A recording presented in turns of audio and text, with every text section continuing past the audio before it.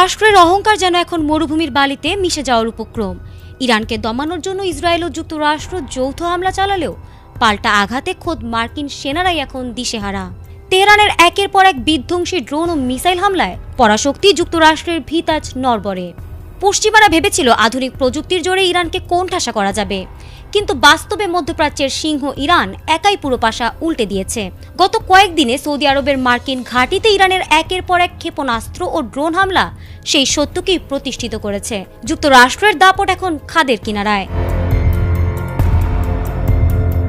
Saudi আরবের মার্কিন বিমান ঘাঁটিতে ইরানের ভয়াবহ ক্ষেপণাস্ত্র হামলায় অন্তত 29 জন মার্কিন সেনা আহত হয়েছেন। গত এক সপ্তাহে এই ঘাঁটিতে 3 দফায় হামলা চালিয়েছে তেহরান। সবশেষ হামলায় 6টি শক্তিশালী ব্যালিস্টিক ক্ষেপণাস্ত্র ও 29টি ড্রোনের আঘাতে লণ্ডভণ্ড হয়ে গেছে মার্কিন প্রতিরক্ষা বলয়।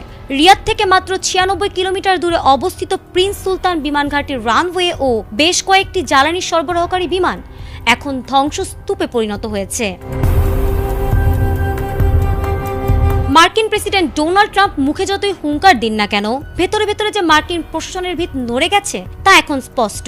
এতদিন মার্কিন ও ইসরায়েলি গোয়েন্দা সংস্থাগুলো দাবি করে আসছিল যে তারা ইরানের সামরিক সক্ষমতা গুঁড়িয়ে দিয়েছে, কিন্তু ইরানের এই নিখুঁত বিধ্বংসী হামলা প্রমাণ করেছে যে মার্কিনীদের প্যাট্রিয়ট বা আধুনিক প্রতিরক্ষা ব্যবস্থা তেহরানের ড্রোনের সামনে স্রেফ খেলনা মাত্র।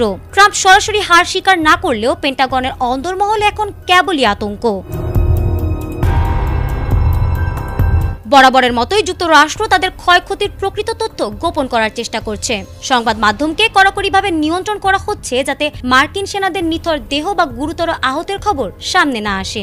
কিন্তু সত্যকে কতক্ষণ চেপে রাখা যায়? পেন্টাগনের সূত্রগুলো নিশ্চিত করেছে যে আহত সেনাদের অনেকের অবস্থা সংকটাপন্ন।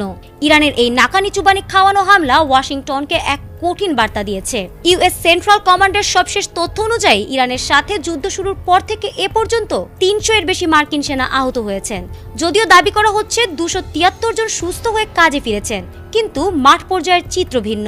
এএফপির সূত্র মতে অন্তত 10 জন সেনা এখনো মৃত্যুর সাথে পাঞ্জা লড়ছেন।